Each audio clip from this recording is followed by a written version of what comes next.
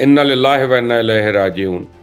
ईरानी सदर इब्राहिम रईसी जो हैं साथियों समेत शहीद हो गए हैं। अल्लाह पाक उनके दर्जात बुलंद फरमाए। ये इंतहाई अफसोसनाक वाक़या और इसको हादसा तस्वुर ना किया जाए, खासतौर जब तक मुकम्मल इंक्वायरी नहीं हो जाती। मैं तो अभी तक इस वाक़ये को एक साजिश की निगाह से देख रहा हूँ। कुछ बड़े अहम सवालात हैं जो आपके सामने रख देता हूँ कि कैसे मुमकिन है कि मौसमी हालात देखे बगैर ईरान के सदर को हेलीकॉप्टर पर रवाना कर दिया गया, जब मालूम था कि रास्ता इंतहाई खतरनाक है, गुमनाम रास्ता है और बारिश और तूफान शदीद है बीच में। तो किस अक्लमंद ने मशवरा दिया था कि डैम का इफ्तिताह करने से सदर को पूरे वफ्त समेत ले जाओ। फिर सिर्फ सदर का हेलीकॉप्टर मौसम का न सिर्फ शिकार हुआ बल्कि बाकी दोनों महफूज रहने वाले हेलीकॉप्टर से उसका राब्ता मुनक़ता हो गया। हुआ क्या, 3 हेलीकॉप्टर्स जा रहे थे, यानी प्रेसिडेंट ऑफ ईरान जो है उनके साथ 2 और हेलीकॉप्टर्स थे। अच्छा, इससे पहले कि वो खुदा न खास्ता गिरता, जैसे गिरा, हार्ड लैंडिंग हुई और जो भी हुआ, तो पायलट का राब्ता तो होता है ना तब तक दूसरों से, एयर ट्रैफिक से और साथ वाले पायलट से, तो उसका राब्ता मुनक़ता हो गया। मैं इस वजह से कह रहा हूँ कि जब तक इसकी इंक्वायरी नहीं हो जाती ना, इसको हादसा ना तस्वुर करें। अब ईरानी सदर के हेलीकॉप्टर में हिफाजती इंतजाम थे, उसके बावजूद हेली को तलाश करने में क्यों ताखीर हुई? यानी कुछ ईरानी रुकने पार्लियामेंट जो है उन्होंने भी इस पे आवाज उठाई और कहा कि मौसमियाती इदारे को पायलट को मौसम की सूरत हाल से आगाह करना चाहिए था, या पायलट को पूरी वेदर की रिपोर्ट लेनी चाहिए थी। इस्लामी काउंसिल के एक रुकन ने बताया कि उन्होंने गुज़िश्ता साल ये डैम का दौरा किया था और इस वक्त मौसम की खराबी और धुंध आलूद आसमान में इनके हेलीकॉप्टर को परवाज में इजाज़त नहीं दी गई थी।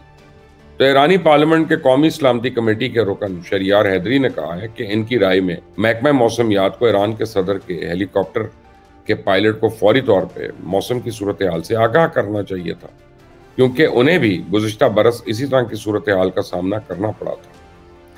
अब गुज़िश्ता साल एक नुमाइंदे के तौर पे हम उस डैम का दौरा करने गए थे। उनके मुताबिक खराब मौसम की वजह से हेलीकॉप्टर पे ये दौरा नहीं कर सके थे। ये मुनासिब नहीं है। तो सदर के हेलीकॉप्टर को बारिश और धुंध के मौसम में क्यों इजाजत दी गई, इसका जवाब तो ईरानियन एविएशन बता सकती है। फिर ईरानी सदर जिस हेलीकॉप्टर में सफर कर रहे थे वो 30 साल पुराना हेलीकॉप्टर था। ये हेलीकॉप्टर 1994 का था। उसकी रजिस्ट्रेशन नंबर जो था अमेरिकन था बेसिकली, और मायरीन के मुताबिक जिस हेलीकॉप्टर यानी बेल्स हेलीकॉप्टर था, इस पर ईरानी सदर सफर कर रहे थे, उसके जो अंदर पावर प्लांट था वो ज्यादा ताकतवर नहीं था और ना ही उसकी टर्बो शाफ्ट जो थी वो इतनी तेज थी कि बदलते हुए खित्तों की सतहों पे परवाज कर सके, यानी ऊपर नीचे। मैं क्योंकि कभी हेलीकॉप्टर का मुझे पता नहीं है, इसलिए मैं उसके मतलब टेक्निकल बात नहीं कर सकता। बहरहाल 30 बरस पुराना हेलीकॉप्टर पहाड़ी खित्तों के ऊपर ऊंचाई पर भारी बोझ समेत परवाज़ करने का अहल भी नहीं था।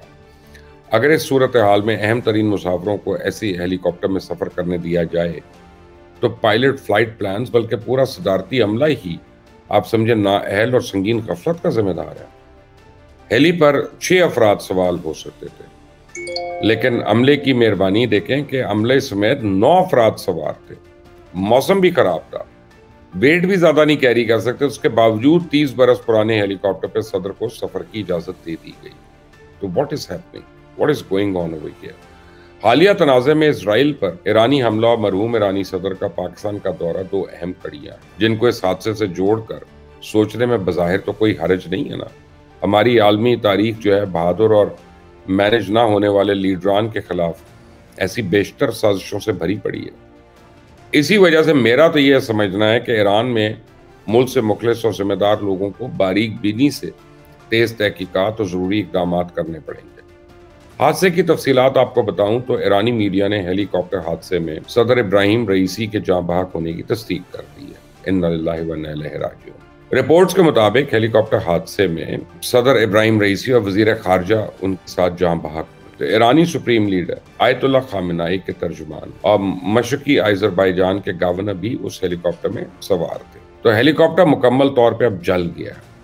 उस हवाले से टर्की के ड्रोन ने ईरानियन प्रेसिडेंट के हेली गिरने के मकाम की निशानदेही की थी, जिसके बाद मुख्तलिफ टीम्स जो हैं वो वहाँ पहुँची और हेली का मलबा मिलने की तस्दीक की। तेहरान टाइम्स ने बताया कि हेलीकॉप्टर हादसा तब्रेज से 100 किलोमीटर दूर पेश आया, जिसमें गवर्नर तब्रेज भी जाँ बहक हुए। تو ایرانی میڈیا رپورٹس میں ایرانی ہلال احمر کے سربراہ کے حوالے سے بھی بتایا گیا کہ ہیلی کاپٹر کا حادثہ جو ہے شکار ہونے والے کچھ افراد کی لاشیں جلنے کی وجہ سے ناقابل شناخت ہو گئی ہیں۔ حادثے میں کل 9 افراد کی موت ہوئی یا شہادت ہوئی، کیونکہ جلنے سے جو فوت ہوتا ہے نا، میں نے تو حدیث پڑھی ہے کہ وہ شہید ہوتا ہے۔ تو بہرحال حادثہ ضلع اوزی اور پیر داؤد قصبے کے درمیانی علاقے میں پیش آیا۔ بڑا ہیویلی فارسٹڈ ایریا ہے۔ ہیلی کاپٹر حادثے کی وجہ سے شدید دھند اور بارش کو قرار دیا گیا۔ ٹھیک ہے، پرواز کے آدھے گھنٹے بعد صدارتی ہیلی کاپٹر کا دیگر 2 ہیلی کاپٹر سے رابطہ ہو گیا، یہ ایرانین میڈیا نے بتایا۔ تو ایرانین صدر ابراہیم رئیسی کی زندگی پہ نظر دوڑائیں تو 2021 اسلامی جمہوریہ ایران کے صدر بھی تھے، اور 14 دسمبر 1960 کو ایران کے شہر مشہد کے ایک مذہبی گھرانے میں پیدا ہونے والے ابراہیم رئیسی قدامت پسند سیاستدان، اسلامی قانون دان، مصنف بھی تھے۔ ابراہیم رئیسی نے مذہبی تعلیمات کا آغاز قم کے مدرسے سے کیا، اور 20 سال کی عمر میں ہی وہ ایران کے عدالتی نظام کا حصہ بن گئے۔ کرد شہر کے پروسیکیوٹر نامزد ہونے سے لے کر ہمدان اور پھر تہران کے پروسیکیوٹر جنرل بنے، اور وہاں سے جوڈیشل اتھارٹی کے نائب سربراہ، اور پھر 2014 میں ایران کے پروسیکیوٹر جنرل بھی مقرر ہوئے۔ تو 1988 میں ابراہیم رئیسی اس پروسیکیوشن کمیٹی کا حصہ تھا جس نے ملک بھر میں بے شمار سیاسی قیدیوں کو سزائے موت سنائی تھی۔ ابراہیم رئیسی 2021 میں 62.9% ووٹوں سے 8ویں صدر منتخب ہوئے۔ 2017 کا صدارتی الیکشن وہ اعتدال پسند صدر حسن روحانی سے ہار گئے تھے۔ اقتدار کے 1 سال بعد ہی ابراہیم رئیسی کی حکومت کو 22 سالہ مہسا امینی کی ہلاکت کے نتیجے میں ملک بھر میں احتجاج کا سامنا کرنا پڑا۔ تو خارجہ پالیسی میں ابراہیم رئیسی علاقائی خود مختاری کے حامی مانے جاتے تھے، اور امریکن افواج کے انخلاء کے بعد انہوں نے افغانستان میں استحکام کی حمایت بھی کی، اور کہا کہ افغان سرحد کے اطراف داعش جیسی کسی بھی دہشت گرد گروپ کو پیر جمانے نہیں دیا جائے گا۔ پھر ایرانین پریزیڈنٹ ابراہیم رئیسی کا اقوام متحدہ میں خطاب جو ہے اس کو کافی پذیرائی ملی تھی، جہاں انہوں نے کہا تھا کہ یہ قرآن مجید کبھی نہیں جلے گا، یہ ابدی ہے، جب تک زمین اور کائنات باقی ہے یہ قرآن بھی باقی رہے گا۔ تو ابراہیم رئیسی نے شام کے ساتھ اسٹریٹجک روابط مستحکم کیے، یمن میں سعودی ناکہ بندی کی شدید مخالفت کی، یوکرین جنگ میں روس کی حمایت کا اعلان کیا۔ 2023 کے دورہ چین میں صدر شی جی پنگ سے ملاقات کے نتیجے میں دونوں ممالک نے 20 معاہدے کیے، اور کچھ ہی دن بعد ابراہیم رئیسی کی قیادت میں ایران اور سعودی عربیہ نے 2016 سے منقطع سفارتی تعلقات بھی بحال کر لیے۔ انہوں نے غزہ جنگ میں اسرائیلی جارحیت کی شدید مذمت کی، اور کہا کہ امریکہ کی مدد سے اسرائیل غزہ میں فلسطینیوں کی نسل کشی کر رہا ہے۔ تو پچھلے مہینے اپریل میں صدر ابراہیم رئیسی نے پاکستان کا 3 روزہ دورہ کیا، جس میں دونوں ملکوں نے باہمی تجارت 10 ارب ڈالر تک بڑھانے کا عہد بھی کیا۔ ایرانی صدر نے اسلام آباد میں وزیر اعظم، صدر مملکت، آرمی چیف سب سے انہوں نے ملاقاتیں کی، اور اس بعد لاہور اور کراچی کا جو دورہ کیا تو علامہ اقبال کے مزار پہ بھی جا کے فاتحہ پڑھی، اور قائد اعظم محمد علی جناح کے مزار پہ بھی انہوں نے فاتحہ پڑھی۔ تو ایران کے صدر ابراہیم رئیسی کے ہیلی کاپٹر حادثے میں جاں بحق ہونے کے بعد اب ملک کے نائب صدر جو ہیں اسلامی جمہوریہ ایران کے صدر کی ذمہ داریاں سنبھالیں گے۔ میڈیا رپورٹس کے مطابق ایران کے نئے صدر کے انتخاب کے لیے 50 دن کے اندر انتخابات کا انعقاد ہوگا۔ اب غالب امکان یہی ہے کہ اب موجودہ نائب صدر ان کی جگہ صدارتی امیدوار ہوں گے، اور حادثے کے نتیجے میں پیدا ہونے والی ایک ویو آف سمپتھی کے تحت وہ جیت بھی جائیں گے۔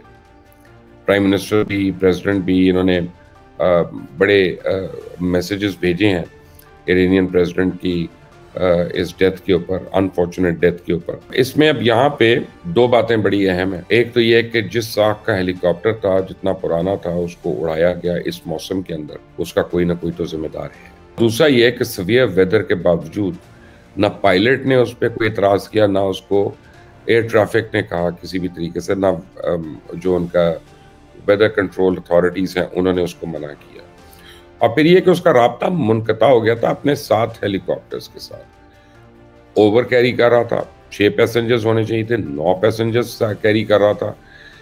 تو اب سوال یہ ہے کہ اس میں کون کون ذمہ دار ہے۔ میرے پاس کچھ تفصیل لکھی ہوئی ہے، میں آپ سے شیئر کرنا چاہتا ہوں کہ فضائی حادثات میں جاں بحق ہونے والے مختلف صدور کی لسٹ ہے۔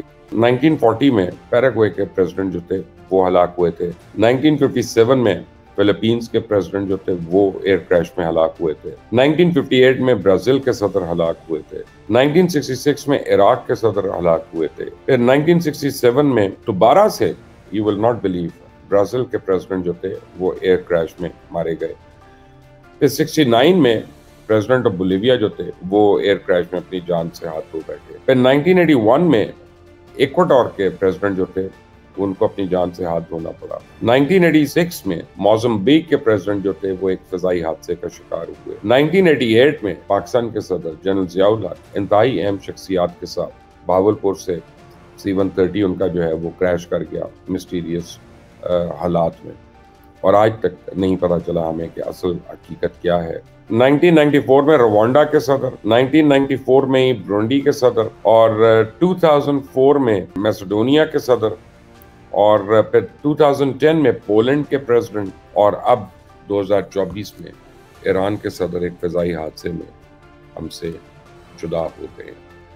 اللہ تعالیٰ ان کی فیملی کو اور تمام اہل ایران کو صبر دے, اور اللہ تعالیٰ ان کو اس مشکل گھڑی سے نبرد آزما ہونے کی ہمت دے, اور جتنے بھی چیلنجز ہیں ان کے ملک کے لیے اللہ تعالیٰ ان کو آسانیاں دے.